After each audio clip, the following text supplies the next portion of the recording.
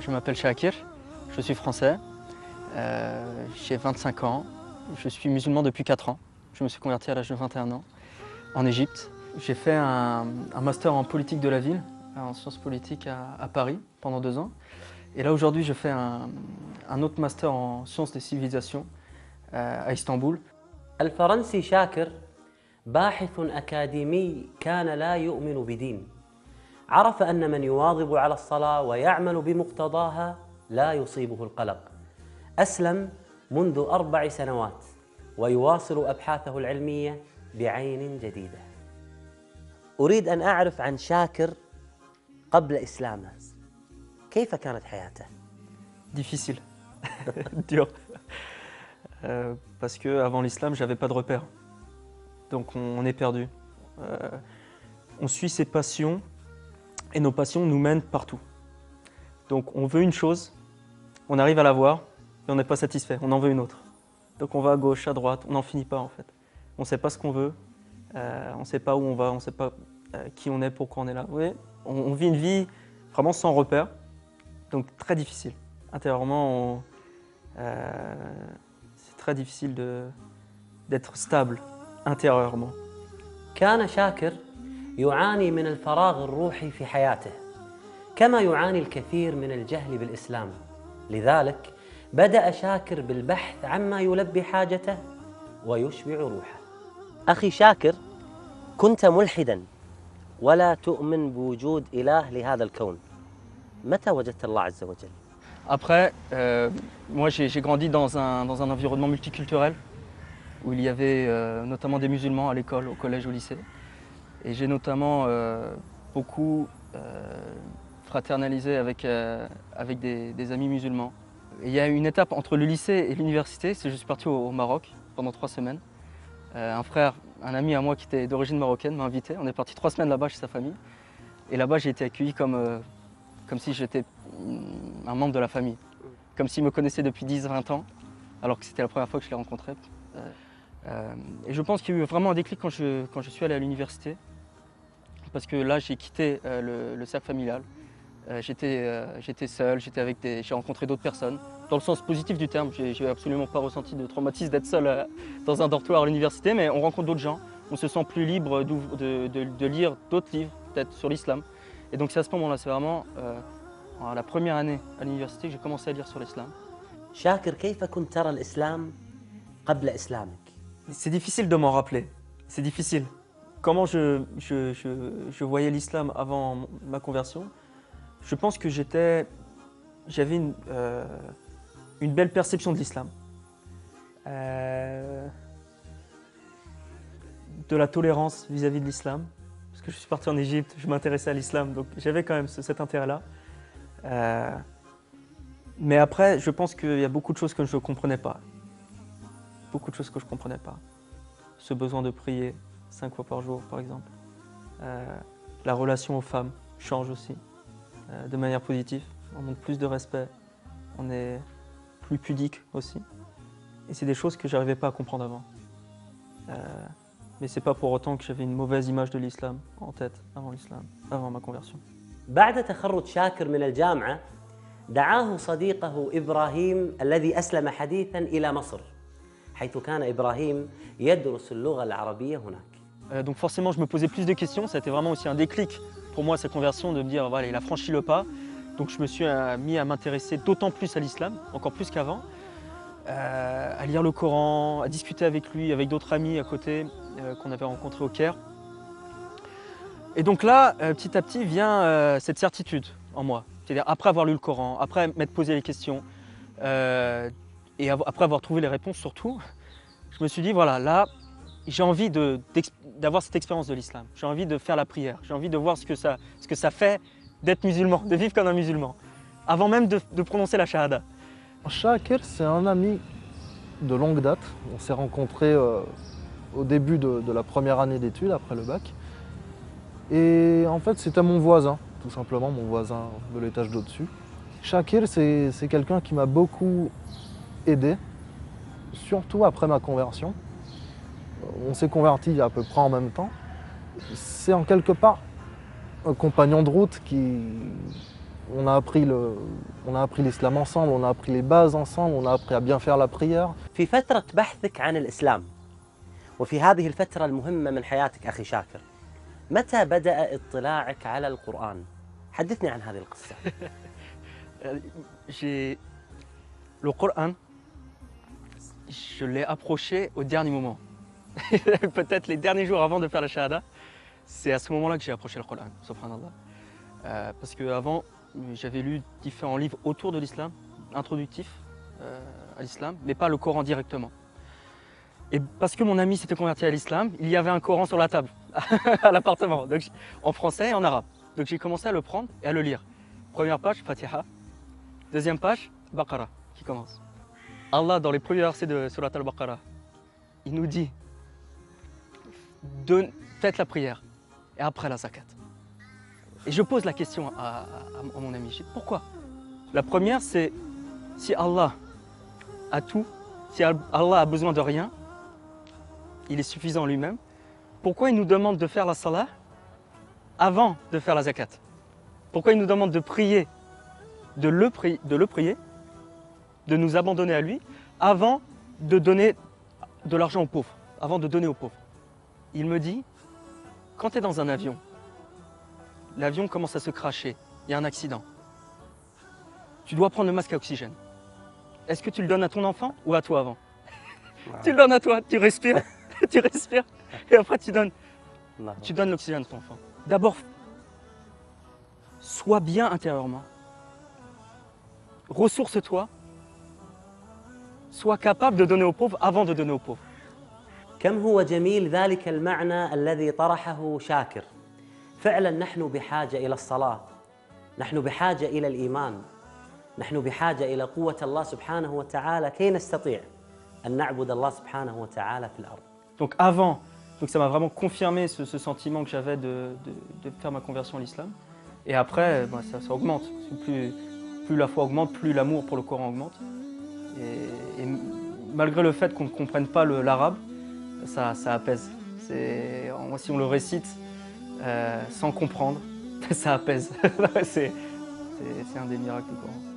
بأول مرة وقعت عليه عيوني تاليا أحسست فيه كأن سطوره فجر وعطر وقد ضم الحياة بدفتيه.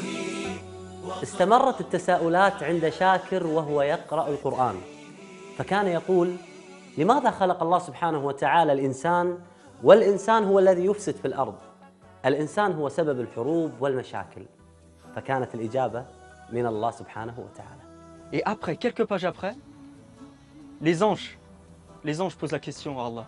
Oh Allah, vas-tu créer une créature qui va amener la corruption sur terre? Allah. Et Allah nous dit, je sais alors que vous ne savez pas. Et là, deux choses. En moi, quand j'ai lu ça, déjà j'étais très surpris de savoir que le Coran lui-même parlait de ces questions-là. بكتاب الله للنور اهتديت ليا ماض نادما عنه مضيت نحو باب الله ذلا فانحنيت راجيا أن يغفر الذنب العظيم. بالقرب به تحلو الحياة شوقا إلى المولى قرآني أرضى به ألقى به اطمئناني أحياني من غفلتي من زلتي وهداني كم كانت الدنيا تضيق بوسعها فتلوته ورأيته بابا لخير جناني. Ce qui m'a beaucoup influencé dans mes recherches en islam, ce que j'ai compris comme un signe, ça a été la notion de hayy. Et al-hayy, le vivant, donne une caractéristique qui moi m'a bouleversé, c'est-à-dire que Après chaque chose, chaque création, que ce soit la lune, le soleil, l'univers, même les petits insectes, ont une naissance et une mort. Mais pour qu'il y ait une naissance et une mort, il faut bien qu'il y ait un flux, un vivant, quelque chose qui lui donne la vie. Il faut bien un point de départ, ou même quelque chose de continu. Donc, on voit la création tous les jours. Il y a une création tous les jours, en permanence. Allah crée en permanence. Et le fait de découvrir, dans mes recherches de l'islam, découvrir qu'il y avait cette notion en islam, ça a été un signe pour moi. واقتربت لحظة الشهادة فكل الأسئلة التي برأس شاكر وجد إجابتها في القرآن ولكنه كان متخوف من تبعات هذا القرار وفي يوم من الأيام اتخذ قرارا غريبا. Je me suis donné une journée. Je me rappelle, c'était un vendredi, subhanallah, Jumu'ah. Je me suis dit, pendant cette journée, je coupe tout. J'arrête mes discussions, mes recherches avec l'islam, etc. J'essaie de penser à l'inverse, de me convaincre qu'il ne faut pas que je me convertisse à l'islam. Et j'ai passé une journée abominable. J'ai passé une journée terrible. Vraiment pas bien. Je suis retombé dans mes doutes précédents que j'avais depuis longtemps avant ma venue en Égypte. Et pour moi, ça a été un autre signe. Je me suis dit, ce trouble que je ressens très fortement à l'intérieur de moi, c'est un signe pour me dire que j'ai rien à perdre, que j'embrasse l'islam, que j'ai tout à y gagner. Et alhamdoulilah, le lendemain, j'ai suivi mon frère lors d'une de ses prières. Et ça a été magnifique.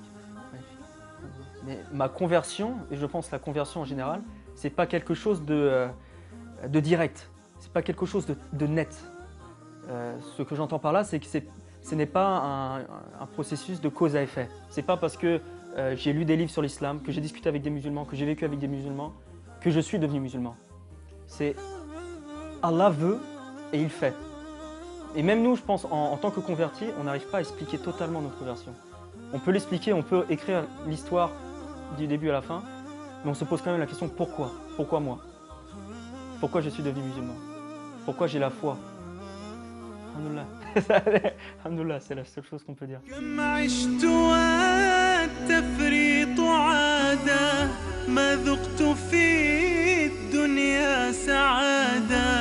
حتى اهتديت إلى العبادة يا راحتي لما اهتديت سبحان. عندي سؤال مهم أخي شاكر، أريد أن أعرف عن أول سجدة سجدتها لله سبحانه وتعالى. كيف كان شعورك؟ Alhamdulillah. Actually, my first sujood was before Islam. ما شاء الله سجدت قبل الإسلام؟ قبل إسلامك سجدت؟ نعم. سبحان الله سبحان الله. كيف؟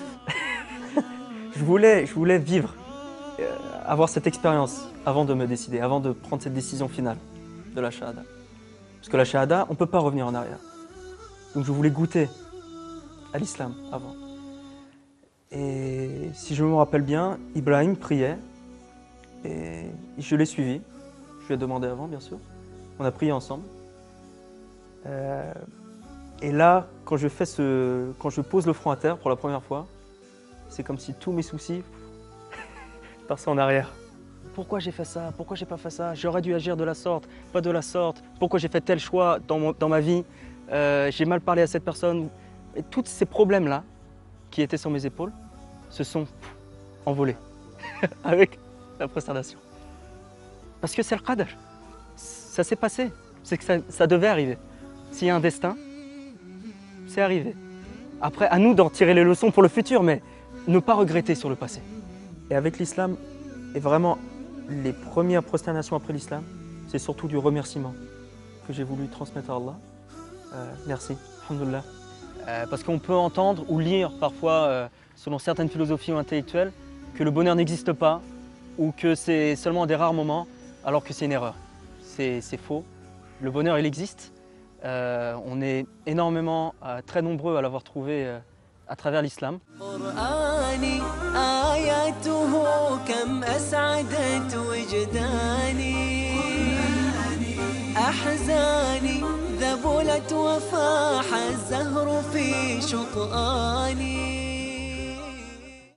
آمن الرسول بما أنزل إليه من ربه والمؤمنون كل آمن بالله وملائكته وكتبه ورسله لا نفرق بين أحد من رسله.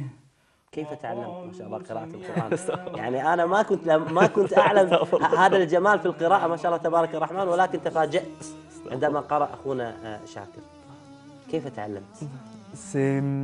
J'ai commencé en France à prendre des cours, mais c'est surtout en Turquie que j'ai appris la prononciation, le tajwid de prononciation du Coran, à la fois au sein d'un institut en Turquie, mais aussi personnellement avec un imam, un cheikh, qui tous les soirs, entre Maghreb et Aïcha, tous les soirs on lisait le Coran ensemble.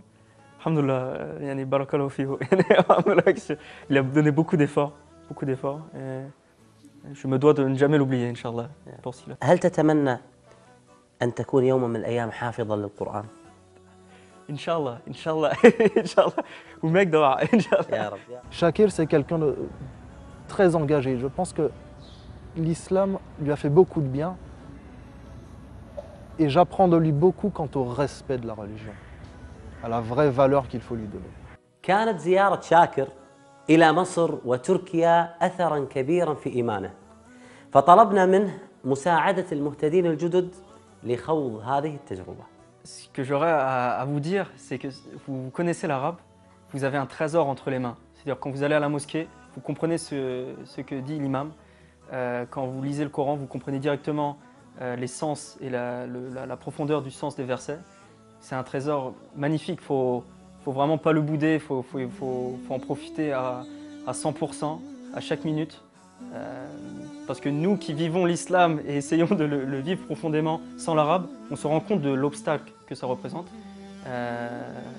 Et malgré ça, on vit cette paix. Donc avec l'arabe, qu'est-ce que ça doit représenter? Donc profitez-en, allez à la mosquée, lisez le Coran autant que vous pouvez, Inch'Allah. Un sentiment triste qu'on peut avoir, parce que on a ce trésor là, mais si on ne sait pas le voir, on ne le verra jamais. Il y a des hommes qui ont vu le prophète sallallahu alayhi wa sallam, qui ne se sont jamais rendus compte que c'était le prophète sallallahu alayhi wa sallam. Ils ne l'ont jamais vu. Et ça nous arrive, tout le monde, ça nous arrive d'être tellement insouciants vis-à-vis de la valeur du Coran. Qu'Allah nous pardonne et nous permette d'être attachés à ce livre, Inch'Allah.